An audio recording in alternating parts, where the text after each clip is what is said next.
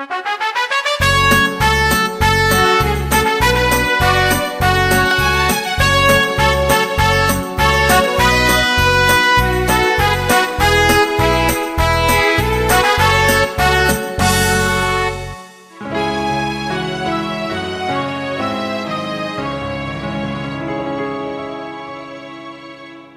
good seeing everyone. So this week, everyone I'm sure already caught on that this week is an extraordinary week for not just some weeks are extraordinary for those chassidim which kochen tashin and al tashin on base because we recognize it's a very unique sikha. But some weeks are unique and outstand because and stand out because just chassidim as a whole go crazy. Mishpatim and base more than anything is like a slang. Those two words is not a way of referencing to a sikha of mishpatim and base. It's a slang. It's a concept. It's a world. It's a way of describing an entire way of looking at life. Like when you talk to somebody and you say, "Wow, it's crazy! I saw Moshiach in the world today because I went to my doctor and Dr. Jens." He tells you, "Wow, yeah, mishpatim and base." Mishpatim and base is more of a concept than a sikha, and for a good reason.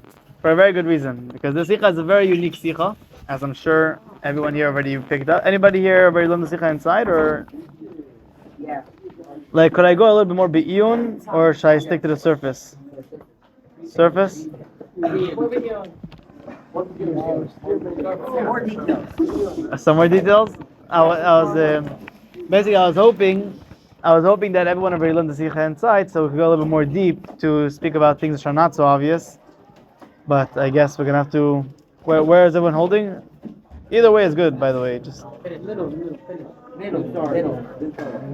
didn't start. Was thinking of starting. Could that be a category? I wanted to do tshuva. Anyhow, but right. Okay, got it. So I have an idea. Okay, let's wait until everyone settles, and then we'll. Everyone's in already. We'll start. All right, Shmuley says to start, we'll start. Well, we'll do a 5-minute overview, just a very quick overview of the sikha, and then what I really want to focus on, I want to focus on the parts of the sikha which are less focused on, and I think that there's a lot to learn from it. So we'll do it step by step. Okay, so we'll start with the overview. It goes like this. That Shabbos, mishpatim tashin beis, the Rebbe sat down by a farbrengen. It was quite a short farbrengen, less than a 2-hour farbrengen. And the Rebbe spoke about the meeting, which 2 episodes that happened the previous week. One happened on Wednesday, the other happened on Friday. On Wednesday, the President of the United States got up and made an announcement that instead of spending money on wars, American government wants to start spending money on agriculture and food and things like that to help support and build the country more than before. That happened on Wednesday. Again, just to mention again, right now we're going to do a quick overview of the sikha, and following that, I'm going to go through different points that I feel many times people will miss out. On Friday, America and Russia, which for years, I'm sure you know the history, or if you don't know the history, the point of the history is that they were in a major fight that threatened the entire world. They were both America and Russia are both developing nuclear weapons, which are famously dangerous, and it was a big deal. It was a very big deal. You're talking about at the time, for sure, even now, the 2 most powerful countries in the world getting into a fight. In a serious fight, it's not a joke. Actually, I have a personal connection to it, not for real, but because Cuba was very involved in the fight as well. That it's called the missiles crisis. I'm sure everybody here knows that Russia would set themselves up in Cuba to attack the United States from Cuba. That's an interesting connection to the sikha as well. But anyhow, in other words, really in Cuba this week we should really kochen the sikha tremendously. That's an akuda. But anyhow, the point is that on Friday they got together in New York City, and the goal of the get-together, of course, was to make peace. Stam, for those chassidim that have a good sixth sense, a good sense of smell. By the way, I have to leave at 9 o'clock sharp, so we're going to get to wherever we get to, and I really hope that we should be able to cover a lot of ground. Alright, so the nekuda is that the Chassidim have a good sense of smell know that although the meeting took place on Friday, the meeting only finished, and the results of the meeting definitely only were published after Shabbos came out. So how did the Rebbe find out? So you got to be a kafir to say that the Rebbe had some inside person over there, yeah? It's obviously because the Rebbe had his own resources. What happened there? Anyhow, the point is that they had this meeting on Friday to make peace. Good. The Rebbe analyzes the case, and like I said, this is going to be part of the overview, so I'll do it quite fast. The gist of it is Friday, or Shabbos, in the same way Shabbos influences the entire Friday, that same way, we right now in the Erev Geula is already affecting the Erev of the Geula, and therefore this meeting that took place on Erev Shabbos symbolizes the concept of what's going on Erev of the Geula. In other words, the effect that the Geula already has in the world. Number two, it happened on a Friday, which the day of the month was Chavav. Chavav is Begematria Yud Kivavke, 26, which is Yud Kivavke, representing the fact that this meeting is in order to reveal Hashem's presence in the world. Number three, it happened on Chodesh Shvat. Now, what's so unique about Chodesh Shvat? We're going to say now the words, but we're going to only have a better understanding of these words soon. But the words are, because Shvat is, of course, the month connected to the Nasi Adair, to the Frierdiker Rebbe, because the Frierdiker Rebbe was nostalgic, and of course, the Hemshech of the Frierdiker Rebbe, which is Dal Shvat, Tafshin Yudalef, for the Rebbe, Chav Beis Shvat, eventually also the Rebbetzin. Point is, it's a month packed with these kashrus. All of this just shows the connection between this meeting taking place and the significance the connection that has to the Geula, whether because Erev the Geula or because Geula Shemavaya, which is gonna happen when the Geula comes, or just in the fact that it's connected to the Nasi Adar, which is Moshiach Shebadar, as like I said before, we're gonna elaborate soon what that means. Another element is the place where it took place. It took place in New York City. The Rebbe in Ha'ara points out, even though legally the reason why they met in New York is because by law you're not supposed to meet in a place which is a capital. When two countries meet, they're not supposed to meet in a capital of either one of the countries. But nevertheless, the spiritual, that's why technically speaking, had to happen somewhere else and happened to be New York. But in truth, says the Rebbe, the real reason is because the whole reason why this meeting took place is simply because the Nasi Adair was the one who influenced this meeting to happen, spiritually of course, and therefore the meeting took place in the city of the Nasi Adair. Okay, Atkan is a quick rundown of what actually took place. Now, what's so significant about this peace treaty? And this is where we're going to start building some points. The Rebbe's first and most basic point in the Sikha is there are certain nevuos which are said about when Moshiach is going to come. And when Moshiach comes, one of those nevuos are that they're going to be kisus chalreisim leitim, that all the weapons are going to be replaced, or better to say, will be used instead of for war. They're going to be used to go in agriculture, to go break it, to go and construct instead of destruct. As well as there's another pasuk that says that V'shafat ben Agoyim, that Melech Moshiach is going to judge the nations. Judge in this context means like two people have an argument, they go to a judge and he settles the argument. That's the way Melech Moshiach is going to settle down the world. It's going to bring peace into the world. Good. When Melech Moshiach's around, you want to be around. Why? Because everything around him is peaceful. Nobody fights, no aggressiveness, for sure, no killing, no stealing.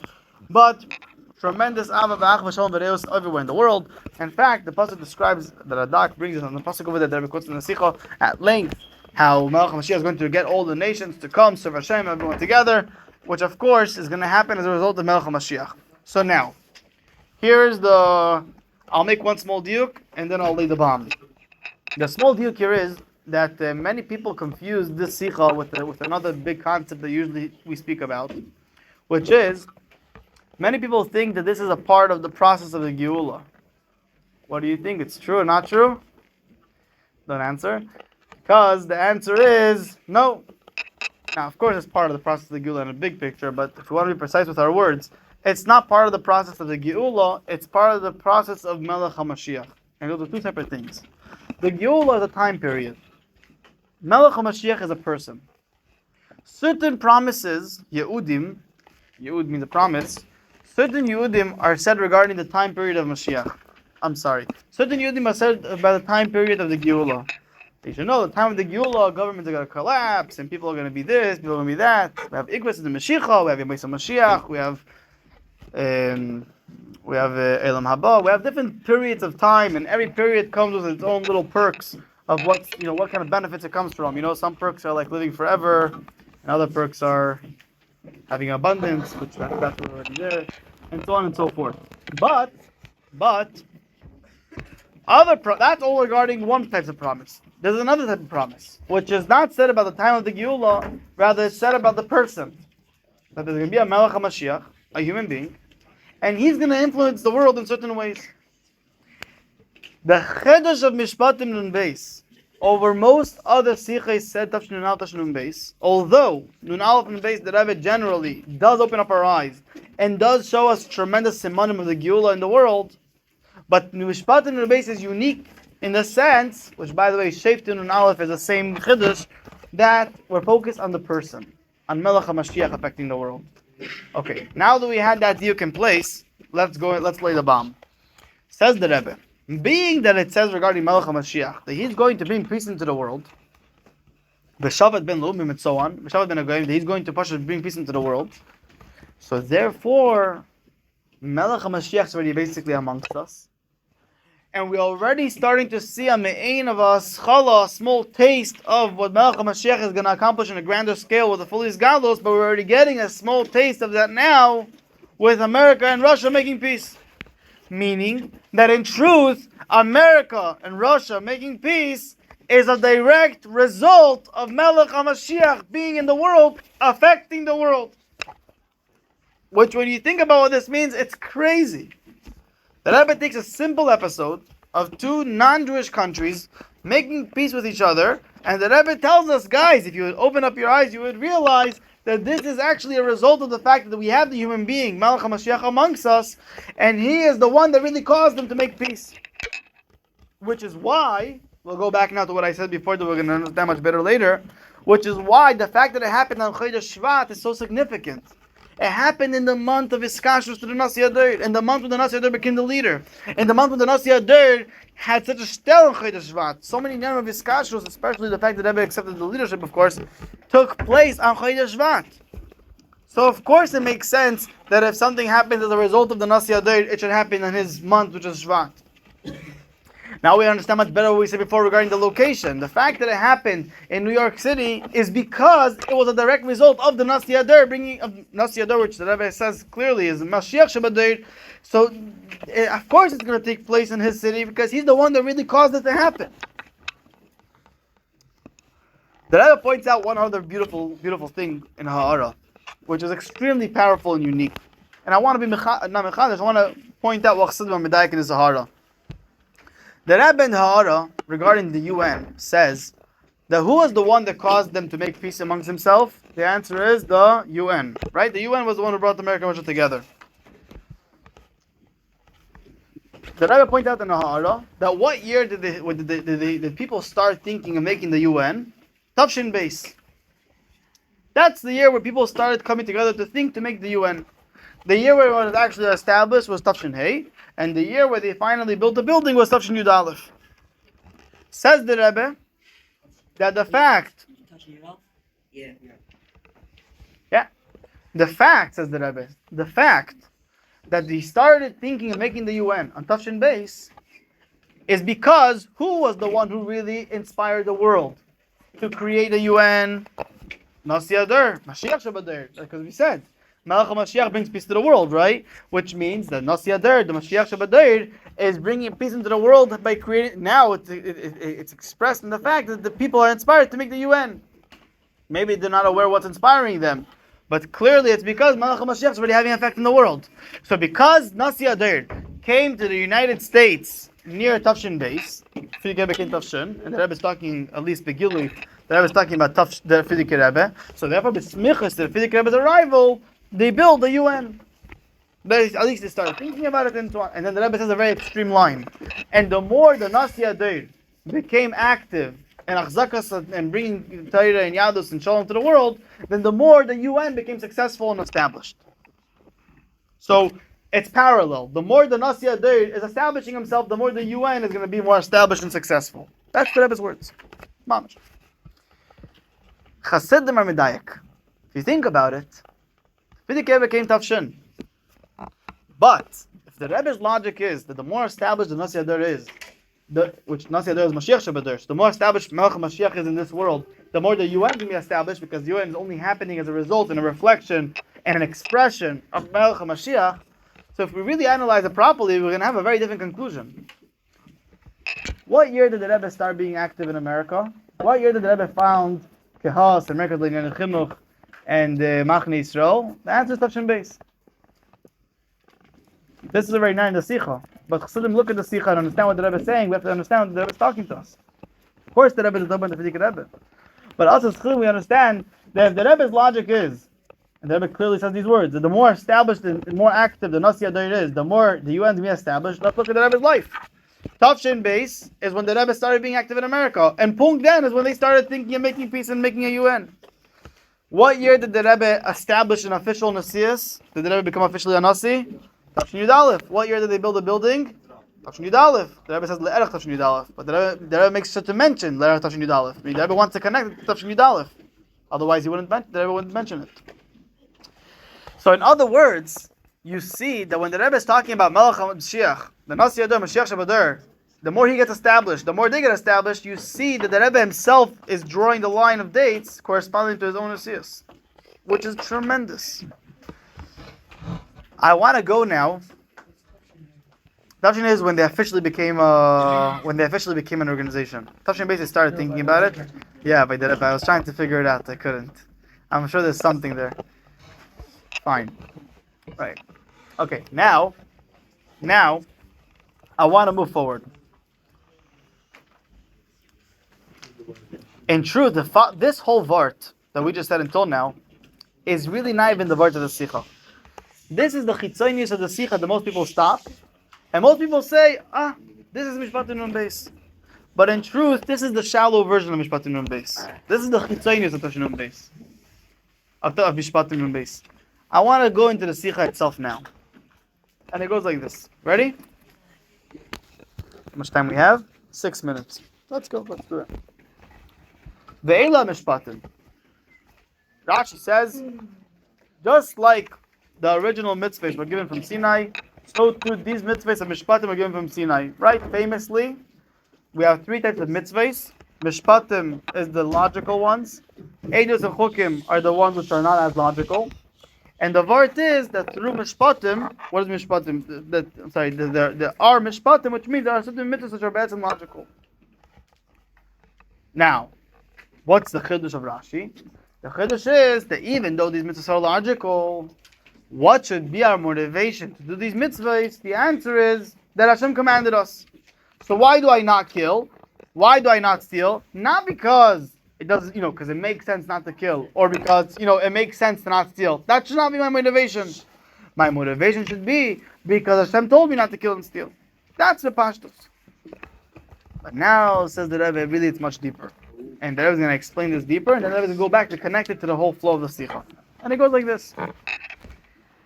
In truth, you know why it's logical to not kill? Let's ask it as a question. Why is it logical to not kill? And the answer is because it's just not logical. When Hashem created logic, Hashem decided what should make sense, what should not make sense. Hashem decided that in the rules of logic, it makes sense to not kill and not steal. Says the Rebbe, that's not true. That's not the case. So why does it not make sense to kill? Meaning, why is it that logic tells me, I shouldn't take somebody else's life? Why? The answer is like this. When Hashem gave us the mitzvah of not killing, Hashem decided that this mitzvah should come down to the level of seichel. And guess what? When Hashem gave us the mitzvah of para aduma, Hashem decided that this mitzvah should not come down to seichel so much. And when Hashem gave us the mitzvah of Shabbos, Hashem decided it should come down to the level of seichel, but seichel is not going to be machriachet. Seichel is not going to force me to think that I have to keep Shabbos. But it's going to make sense to me. Meaning, how much the mitzvahs make sense to us is not about our IQ level. It's about how much did Hashem decide when He gave the mitzvah, how much did Hashem decide that it's going to go down into the level of seichel, that should be slavish in seichel. When it comes to mishpatim, Hashem decided this section of mitzvahs should come so down into seichel to the point that I want the human mind to be machriach to keep these mitzvahs. So it's not pshat when Hashem created logic, Hashem decided that, the rules of logic are going to be that it makes sense not to kill. No. When Hashem gave the mitzvahs of mishpatim, Hashem decided that these mitzvahs are going to go down into the level of seichel so much to the point that seichel is going to be machriach. Which means that the whole reason why it's logical is because Torah decided that it should be logical. Says the Rabbi, same thing over here. Everyone understand so far? Yeah. And this is a tremendous chiddush. Bachrim, I hope you're not taking this lightly. This is something which we have to think about. When you think about it, you go crazy for it. I go crazy for it. Like, wow, this is a vart. The reason why mishpatim, it's not pshat mishpatim are logical, but we should do it because Hashem told us, and not only because it's logic. That's the chitzonius of it. The pnimius of it is that mishpatim are logical. But why are they logical? Because the Torah decided that this mitzvah should come down to the level of logic. Meaning that even the logic of it really is al pi Torah. But the chap is to realize that yes, it's logical, but the logic is a Torah logic. That's the chap. Now, based on this, says the Rebbe, when it comes to America and Russia making peace, listen to this chap, chevra. Did it always make sense? I'm asking this as a question. Did it always make sense for the world to live in peace? And when you think about it, does it make sense that the world should just be a nice, peaceful world with everyone helping each other? Yeah. Or does it make sense to everyone just try killing each other and blood spilling everywhere and the world always being chaotic? What makes more sense? The world being, thank you so much for answering. The answer is not the world being in peace makes a lot more sense. But listen to this chap. Those which are chatting, it doesn't bother me so much. But I feel bad for you to miss such a vart, Especially the kids next to you are being disturbed. No, I'm saying you guys in the corner over there, I feel bad. No, I'm saying, no, I really feel bad because it's such a vart. Chaval to miss such a vart. No, I really mean it. Whatever, do whatever you want. I'm just saying, this is a real vart. So one more time. Let's go back to the pattern of the Sikha. Did it always make sense to have a peaceful world? The answer is yeah. So one could say the fact that the UN came together, in other words, the fact that a bunch of people decided to make the UN, it makes sense. It's logical. That's the way it should look. It's not a big chiddush of Melech Moshiach affecting the world. It just makes sense that people should come together and try making world peace. So the Rebbe responds a very simple question. If it makes so much sense, then why did it never happen in the past? Why for thousands of years is history soaking with blood and crusades and the Islam and all of this? Why for all these years, even though it made so much sense to live in peace, the world didn't live in peace? And suddenly, when Melech Moshiach becomes revealed in the world, suddenly the world decides to make peace. Must be, says the Rebbe, and it's the same logic as the mishpatim. The same way. The only reason why mishpatim makes sense is because Torah decided it should make sense. That same way, the fact that the nations of the world are coming together and pursuing, not just as it makes sense to them, but they're actually pursuing that logic, and they're deciding to actually create the UN, and they're deciding to actually make peace in the world, that's a result of Melech Moshiach affecting the world. In other words, the fact that right now, worldwide, this is what makes sense to people, it's not because when Hashem creates logic, it just makes sense. Hashem created logic in such a way that it makes sense. Because this logic was true across the board throughout history. But the people in the world never perceived it this way.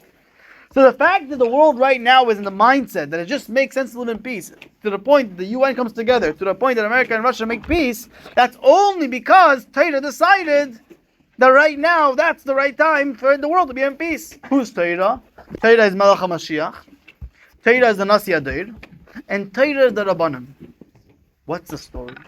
Whoever learned the Sikha has a question right away. Psak din Rabbanim, what's the Rebbe referring to?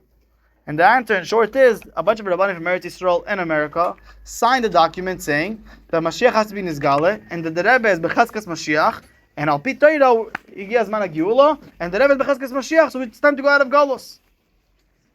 Yud Shvat, they handed it into the Rebbe. The Rebbe never answered. It's a radical psak din. But in this Fabrengen, suddenly the Rebbe says, because that psak din, that's why America and Russia made peace. Because the Rabbanim decided that now it's time for Moshiach to be Nizgale, and it's time for Shalom to be in the world, for peace to be in the world, therefore, the reality of the world became that it made sense to the Goyim to make peace. Again, same thing as mishpatim, because Torah decided these mitzvahs should be logical, that's why they're logical. Because the Rabbanim decided that's the time of Moshiach, therefore, it's the time of the Moshiach. People are going to start thinking that way. And because Melech Moshiach is affecting the world, therefore the nevuah, the promise which is said about Melech Moshiach, which is the kisses of Charveis and Leitim and so on and so forth, is going to trickle down into the logic of the world. And people logically and emotionally and mentally are going to feel exactly this, that we should live in peace and so on and so forth. But not because that's what their nature tells them, but because Melech Moshiach decided that's the right time for nature to feel this way. Because like we said, it always made sense to feel this way, but people never did. The Rebbe's takeaway from the Sikha is that once a Yid opens up his eyes and realizes the tremendous effect that Melech Moshiach is already having in the world, the first reaction of a Yid should be, Ad Moslei. Haytachan that we're still in Golus. We already have Melech Moshiach. He's already affecting the world. A Yid's outcry should be, so why are we still in Golus?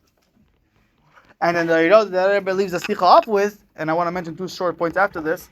The Rebbe that the Rebbe fills up the Sikha with is Tziyah v'mishpatipada, the mishpatim is Gmilas Chasadim. The Rebbe talked to the Malchus and so on. Point is that the takeaway from the Sikha on the practical level is to do things which are Mizar's the Geula, as in practically Gmilas Chasadim. I want to mention two small points, which are, number one, the Rebbe addresses the fact that on the wall of the UN there's an engravement of the pasuk "V'kisas u'chaveis leitim" in English. I hear that I don't know if it's a surprise or not. Is it a surprise? I hear Shalf is going to visit that wall tomorrow. So the Rebbe learns, but think about it for a second. Don't jump. 1 second. Think.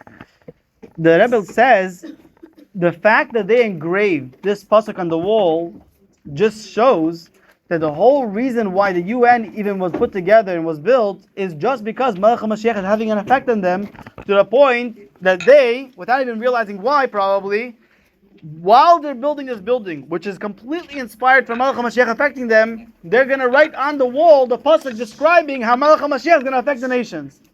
Do you understand how crazy that is? They're writing on the wall exactly what's happening. The Melech Moshiach is here. He's affecting the nations of the world to use their money out for help and not for destruction. And they're engraving that on the wall. They're engraving on the wall the prophecy said about them. It's crazy. One last thing which I want to mention is that there's another sikha on this week's parasha, which is regarding the shleishim, regarding a sefer which was published for the shleishim of Moshe Yitzchak Hecht, which of course is a New Havener, Shluchas a New Haven, so it's another very personal sikha. Very good. Everyone, good job.